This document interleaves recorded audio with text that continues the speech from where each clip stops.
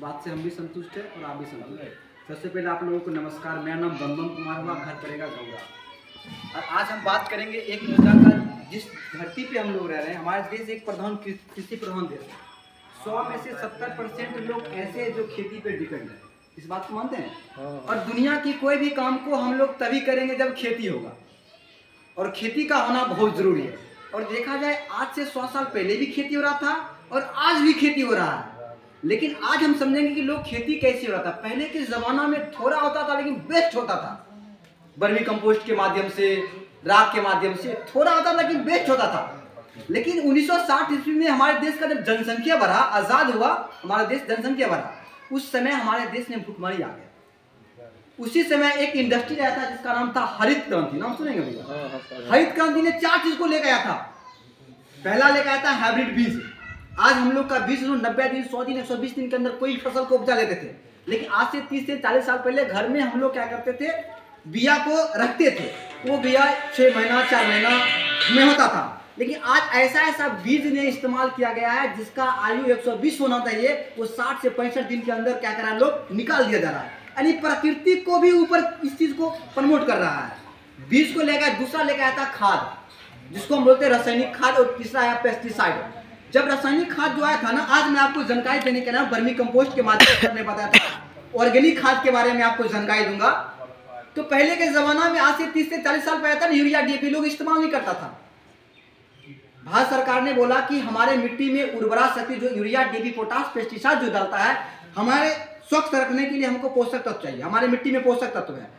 हम लोग पोषक तत्व को लेने के लिए क्या करते हैं, फसल को उपजाते थे। धीरे धीरे हमारे मिट्टी में पोषक तत्व बिल्कुल खत्म हो गया और किसान लोग स्मार्ट हो गया, वर्मी कंपोस्ट हो गया, अवशिष्ट पदार्थ निकलना बंद हो गया। आज से 30 से 40 साल पहले लोग 1 बीघा में मात्र 10 से 15 किलो डीएपी पोटास डालता था, जबरदस्त खेती होता। इस बात से संतुष्ट है ना?